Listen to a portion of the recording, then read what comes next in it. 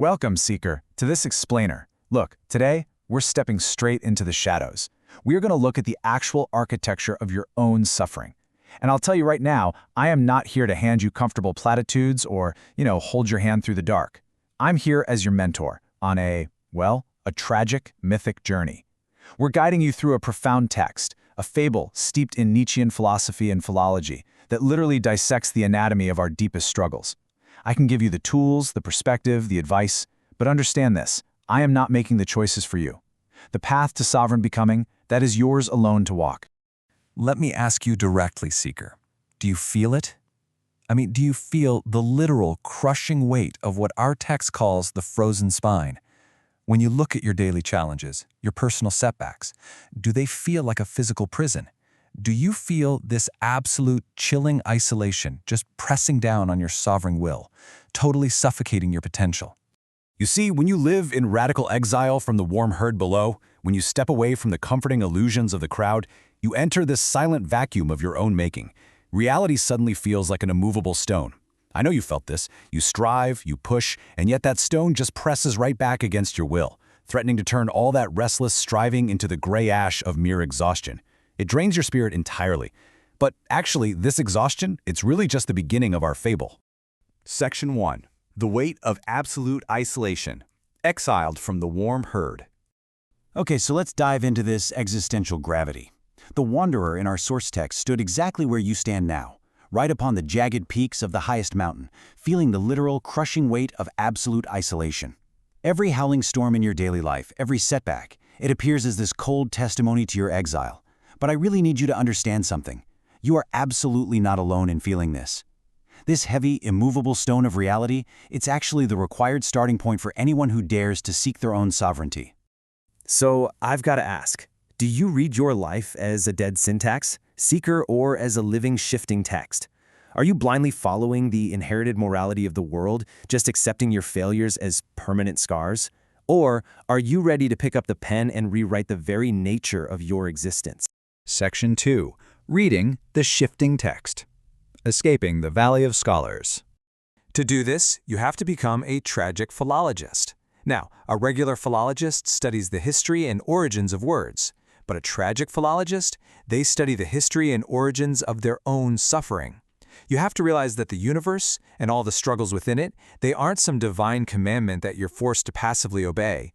No, the world is a living, shifting text. If you can adopt this persona, you can strip the material world and all your daily obstacles of their crushing permanence.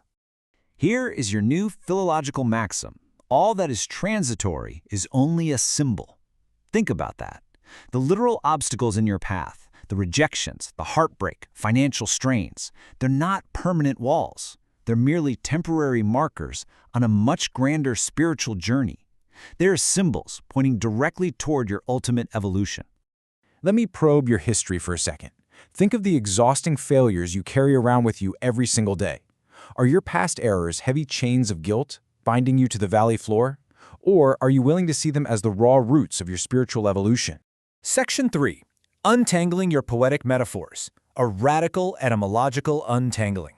Consider the stark contrast between these two mindsets. The perspective of the valley views your past errors and your deep guilt as static sins, recorded in some eternal ledger, and honestly, that is what exhausts you. But as a tragic philologist, you've got to radically untangle your personal history. You have to repurpose your deep guilt not as sins, but as raw, poetic metaphors for your inner growth. Your mistakes are literally the foundation upon which your sovereignty is built. The source text reveals something really fascinating here. Your insufficient, fragile, mortal frame, all your flaws and limitations, they aren't punishments. Actually, they're elevated into an aesthetic necessity. It's kind of like a sculptor. Without the hard, unyielding resistance of the marble, there's no statue, right? Your limitations provide the exact, vital resistance your willpower desperately needs to sculpt a monumental, sovereign meaning out of your life. So I ask you again, Seeker, why do you curse the cynic at your workplace? Why curse the unexpected setback, the sudden illness, the broken relationship? Why curse them when they provide the very friction your story demands to move forward? Section 4. Embracing the essential friction. The architect of negation. So, the absolutely crucial point here is understanding this architect of negation. This is the cynical spirit, the mocking disruption in your life. We almost always view these dark forces as our enemies. But the text teaches us that this negation actually serves an architectural process. It is an irreplaceable functional gear. It provides the essential friction that prevents your life from just stagnating into a finished, boring, comfortable chapter. It's the unintended catalyst driving your narrative forward. You are being handed raw material here. How will you forge the heavy iron of your suffering into a weapon of creation?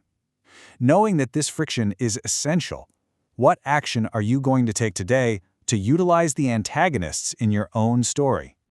Section 5. Steps to Sovereign Becoming. From the passive word to the volatile deed.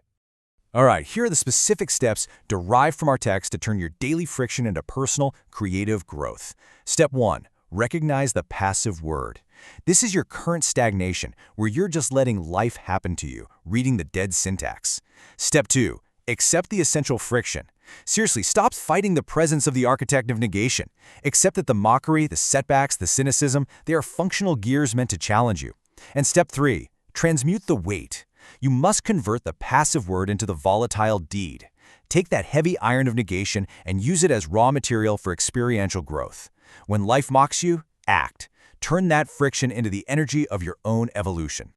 We arrive at the precipice. I really can't guide you any further without you answering this climactic question for yourself. Are you going to remain a homeless phantom, drifting through the silent vacuum, just crushed by the stone? Or will you dissolve this weight and dance fluidly with the universe? Section 6, a self-contained work of art. The triumphant fluid dance. When you finally transmute your suffering, the source tells us the chorus mysticus rises. It's a visceral resonance of tragic spirits echoing across the cosmos. Your relentless, aggressive, masculine striving is finally beautifully balanced by the creative gravity of the eternal feminine. This right here is the ultimate cosmic balance.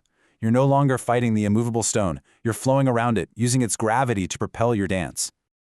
The wanderer ceases to be a phantom. He becomes a self-contained work of art.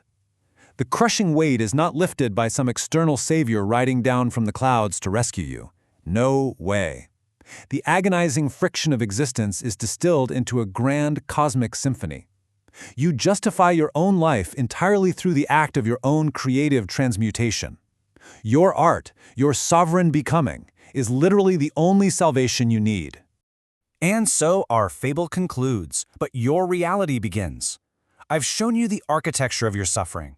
I've shown you that the architect of negation is but a gear, and that your past errors are merely the poetic metaphors of your inner growth.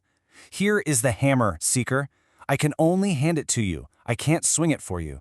Now that your failures are but poetic metaphors, what monumental meaning will you sculpt?